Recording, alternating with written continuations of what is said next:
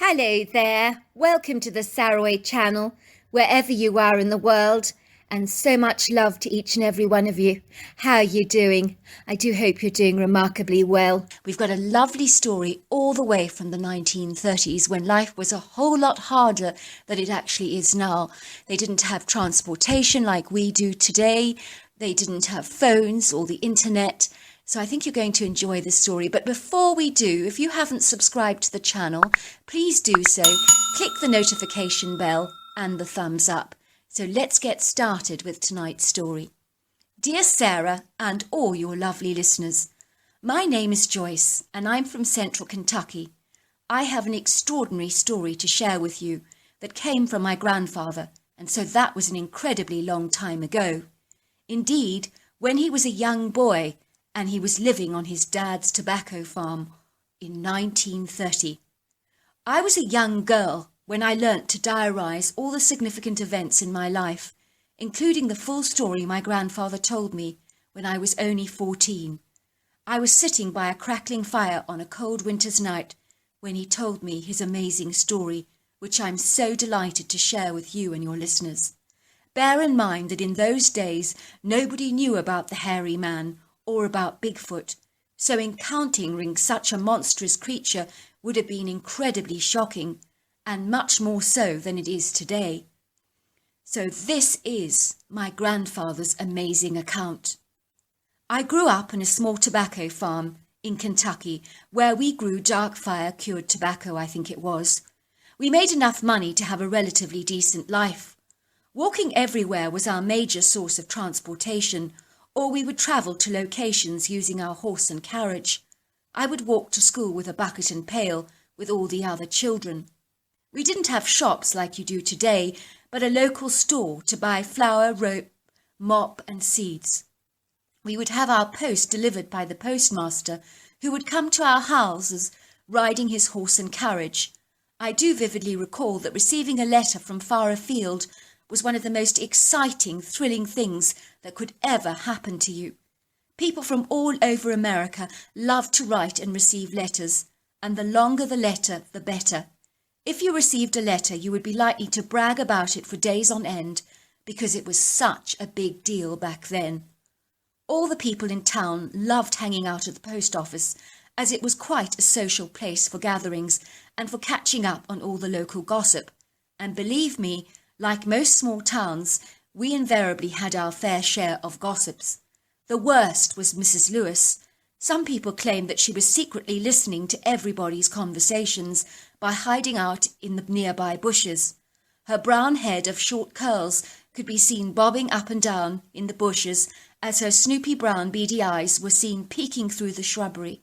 It would seem that she would come out of the bushes, straightening her dress, but forgetting to remove the briars that had got snagged up in her hair, that would clearly give her cunning little secret away. Everybody knew what extremes and lengths that she would go to in order to get wind of some juicy gossip. If she puffed herself up with an air of self-importance and her lips started to inflate and twitch in the corners, you would know almost immediately that she had something very scandalous to reveal, that she was literally bursting at the seams to tell you. Invariably, she knew absolutely everybody's business, which husband and wife were at loggerheads with each other, who was having a smouldering affair, and exactly who was expecting a baby in the spring. You name it, she knew it all, and she was the walking gossip column of our town, and you didn't have to part with a penny to hear the latest news, as she invariably already knew it, and she was so eager to share it with you. If you had a secret, you avoided her at every cost, because in 5 minutes, believe me, everybody in town would know your secret. My father hired and paid local men to help him manage and harvest the tobacco crops on our 400-acre farm. The tobacco crop possessed a very pungent aroma, which would waft over the valley due to the curing fire process that was late in the summer and early fall. Tobacco was cut into sticks and left to dry out in our large barns. It was hard work and very labour-intensive, so it really was a labour of love, requiring lots of work with your hands and the assistance of a mule and plough. We lived in the northern part of Kentucky, in an area that was rugged and highly timbered. The soil was not quite the same quality of the soil growing in the southernmost regions of the state. However, we were very fortunate that our tobacco plant thrived, as did our small production of vegetables. We sold vegetables and eggs to all the locals, as we harvested an excess of produce, which was more than what was needed. So that was very profitable for us. Sometimes we did direct exchanges with other farmers. For example, my father would swap chicken eggs and vegetables for cream and milk with another farmer, so we could make our own butter and cheeses. My father had an exponential amount of free-range chickens to keep the nasty grubs at bay, so roasted chicken and vegetables were invariably eaten quite regularly in our home, and without sounding very biased, my mother was the most spectacular cook. She was a very resourceful woman who would bottle pickles and preserve our food in glass bottles that were perfectly labelled so that we had plentiful supplies of food to eat during the leaner months of the year. She made pickles, jams, bottled fruits, chutneys, and the list goes on and on. There was a lovely enchanted wooded area on our land that embodied tall, majestic trees like maples, black oaks, American beeches and sourwood American holly trees that towered in the blue-grey firmament. There was a stunning trickling stream surrounded by rugged rocks that flowed through the area with a strong gushing current. It was a magnificent spot for the wary, overheated workers to take a well-needed lunch break, which they invariably always did during the heat of the day. As the serene, peaceful forest filled with cheerful birdsong and the gushing sounds of the stream provided some refreshing shade and respite from the heat of the day for the wary workers, and, of course, some peaceful tranquility. One day one of the workers told my father that while he was eating his lunch, he watched a doe and her pretty soft fawn come to the water to drink some refreshing water, and they seemingly were unperturbed by the worker's presence. But very suddenly the doe became very anxious and afraid, and literally scampered away like greased lightning, moving incredibly fast. It was as if something had really rattled her cage, he said. I then suddenly noticed that even the pretty bird song had dissipated from the woods, and everything suddenly became incredibly still, foreboding, and very, very quiet. It seemed like there was a supernatural evil malaise that was so profoundly overwhelming. It was not of this world. It was utterly terrifying, he said. I could feel my heart pounding in my chest intensely, and my whole body went into spontaneous, shaking convulsions. And this was before anything actually happened. You see, I just sensed, he told my father, that something was incredibly wrong, almost as if we were being watched by a pair of very evil, sinister eyes. Suddenly we heard the sound of something very hefty and hugely gargantuan racing through the undergrowth, and it thundered towards us like a horse and carriage. I was utterly terrified and started to run away as fast as I could, glancing back only for a brief second. When I looked back, my eyes grew as round as saucers, as glancing back I could see my mate being pursued by this abhorrent creature, the likes of such I have never seen before. I was so paralysed with fear that I could not move a muscle, and as the creature had clearly not seen me, I crouched and lowered my body amidst the thorny briars and thick undergrowth, not concerning myself with the vicious attacks of the sharp thorns that tore my skin to shreds. It was a small price to pay to remain hidden from this dangerous, savage, apex predator. I observed this creature with an alarming horror through the open areas of long grass, and what I saw was almost impossible to comprehend. This thing was Herculean in size, weighing at least 800 pounds and probably more, and standing erect on 2 feet at an impressive height of 8 to 9 feet, and its width was about 5 feet across. It was without doubt a bipedal, perfidious monster of some kind, with the distinct look of an ape crossed with a man.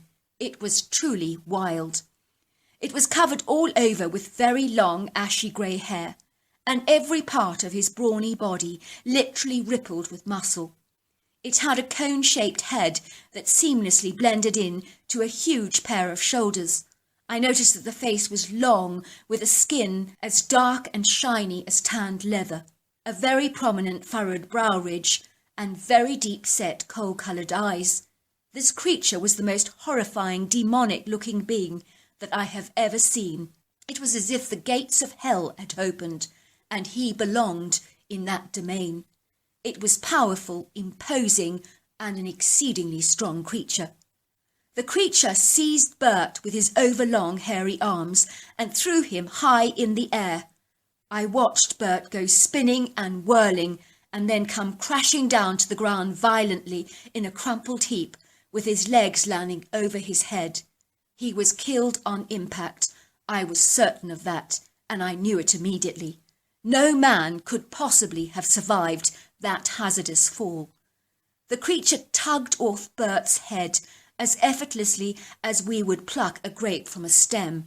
He then placed Bert's bloody, mangled head on a branch like it was a trophy of some kind. I watched as this jumbo-sized creature squatted on the ground and literally tore off Bert's forearm and proceeded to eat it like he was eating a giant chicken drumstick. I have never seen anything like it before, and he chomped Bert's arm down with a great gusto, licking his chops with huge satisfaction. He then discarded the leftover bones on the ground. I did not come back to work that whole afternoon shift because I was so terrified and glued to the ground with absolute dread. The creature did not move from his squatting position under the tree, but rested there for most of the day, obviously digesting Bert, and then he waded to the stream. I think that was to get a little bit of coolness because it was a very hot day. I was too terrified to move until he came back, and he was soaking wet and shook his hair like a shaggy dog. And then he threw the rest of Bert's body over his shoulder like a sack of potatoes, and picked up the head in his hand, bouncing it in his hands like a ball. And then he disappeared into the woods. It was only then that I had the courage to come back. Once I knew that the monster had actually gone. I have never been so terrified and petrified in my entire life as I was in those moments. My father was incredibly shocked by the workman's bizarre and outrageous revelations, and he could tell the man was rarely rattled, and so he excused him and told him to take the following day off with full pay. "You must not tell anyone about that monster that you saw in the woods," he said. "Make sure especially that Mrs. Lewis never learns about this, or it will be around town in no time at all, and she'll have a field day with the gossip." My father reassured his worker that he would kill the creature himself with his Remington rifle once he found him. He knew that he had lost a very good worker, and he could not afford to lose another workman like this, so he knew the problem needed to be resolved, addressed immediately. If word got out to the gossips in the local community, especially Mrs. Lewis, about the monster on this land, it would be close to impossible to get anyone to work for him ever again, and his tobacco business would definitely fold. People were very superstitious in these parts, and the word about a monster getting out could potentially bring the community crumbling to its knees. So it was with great trepidation that my dad went into the woods to investigate the site where all the carnage had transpired. He came upon the large oak tree, and one of the branches was literally covered in thick blood, and pieces of Bert's skull with the skin and hair still attached clung to a little twig. My father was mortified by what he saw, but things were about to get a lot worse, because he found a humerus, ulna and radius that were cleaned to perfection and were human bones that belonged to Bert lying scattered on the ground, and he gathered them in a heap to take back to his house. He knew that his worker's story seemed to be on the money and was very accurate. It was then when he looked at the ground that he saw the most humongous humanoid footprints that he had ever seen in his entire life, and it really caused his hair to stand on end in horror, because the footprint was at the very least 26 inches long and 10 inches across, and that meant one thing: this creature was colossal. My grandfather cautiously followed the trail of this creature because drops of Bert's bloody corpse were seen on the ground, and so it was very easy to follow the path. After a while I came to a very menacing area where saplings of young plants had been twisted into arches and various peculiar shapes, and some branches had been deliberately snapped. Suddenly I saw the corpse of Bert hanging on a long branch of a maple tree, so I knew the creature must be very close by indeed, and I was proved right. You see, in my experience, the predator remains in close proximity to its prey. I could hear some whistling that sounded incredibly human-like, and so I hid behind a large cedar tree, and then I saw the monster for myself, and my workers' descriptions of the creature were not remotely exaggerated. On the contrary, they were probably under-explained. The creature was more elephantine than I could have ever imagined. In that second, I knew that my ammo was not going to be any use against this creature. If I attempted to shoot it or kill it, it would be likely to overpower me and kill me before I finished the job. I was in no doubt about that. I would have to devise a cunning plan to kill this beast in another way. I could see the beast was sharpening a stone, and he rarely was nimble with his fingers that were as thick as sausages. This creature, whatever it was, I knew was exceedingly intelligent, and that was a problem as far as I was concerned, because I needed to outwit it. I will not kid you, I was very cautious as I could, because getting away from the beast before he realized that I was there was imperative and had to be done very carefully. I was so terrified that the sound of my feet crunching twigs on the forest floor would get his attention aroused, and I couldn't afford for that to happen, because if I did, I would be next on the menu after Bert. I managed to get home very safely, and that was a very huge relief, and then I gathered my horse and carriage, and I made my way to visit Bert's widow, to tell her the tragic news about his untimely, unfortunate and tragic death. The whole family struggled to make ends meet, and life was exceedingly hard and tough for them, so it was easy for me to offer Bert's wife some kind of restitution. I offered to build her a house on 4 acres of my land that would be all hers, provided she promised not to tell anyone in the town about how Bert had tragically died on his job. I would also give her free access to vegetables and chickens to feed her entire family. The poor widow was very stoic and brave, but she wisely took my offer and did not tell a soul how Bert had been killed. On the contrary, she told people that he had died of a heart attack at her home. I did pay for all the funeral costs and gave her the arm bones of her husband to bury in the coffin, as regretfully the rest of his body was never recovered. After I had attended to Bert's wife's immediate needs, I killed 2 chickens, poisoned them, and then went to the area in the woods where I'd first seen the wild man with my own eyes. I assumed he lived in that location, and I was proved right because I encountered this enormous hut that was made with huge timber beams that are physically impossible for a human to lift, that he had piled strategically on top of each other. Inside the hut was a nest of hay that smelt hideously rank. I scattered the 2 dead chickens near the hut, hoping that the creature would eat them and succumb to a death. That was my plan, but it backfired on me.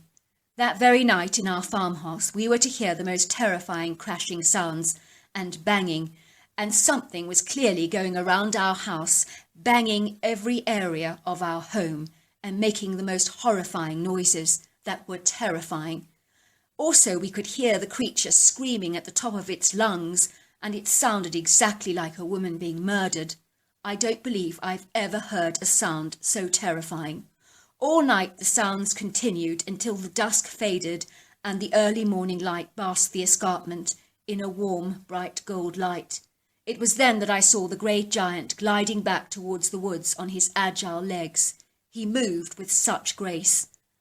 That was when I finally had the courage to open the front door, and there in front of me were 2 poisoned chickens dangling on the wooden rafters. I emphatically believe the creature knew that I had tried to poison him, and he had returned the favour by bringing back the poisoned chickens, so I realised that I was very lucky to still be alive. In the end, I just left everything alone and continued with the tobacco farming business, and the workers still ate their food by that stream in the woods. But for some reason, we were never bothered again by that wild man, thank goodness, whatever he was. And that is a question that I am going to be taking with me to the grave, without ever finding the answer to that question. I will say that Mrs. Lewis did start spreading rumours that Bert had been killed by a monstrous ape in the woods, so how she got hold of that knowledge I do not know. Luckily, Bert's widow denied such a claim and told everyone in the town that he had died in front of her, and so for once Mrs. Lewis' wild allegations were dismissed by everybody. Truly, Miss Lewis was a walking tabloid paper, who in our day you would have hired as a private investigator, because she took snooping to a whole new level. So this was my grandfather's account, which I hope you and your listeners found of great interest. I know personally that I did. I am absolutely certain that he encountered a Bigfoot known as the Wild Man, that had a violent reputation, no fear of humans, and was known for killing people. Indeed, in our town, there were people who mysteriously disappeared, and I have my suspicion that this creature may well have been involved. I hope you enjoyed the story. I just want to say that I just think the story was absolutely fabulous, and I'm sure my listeners loved it. Until next time, goodbye and good night.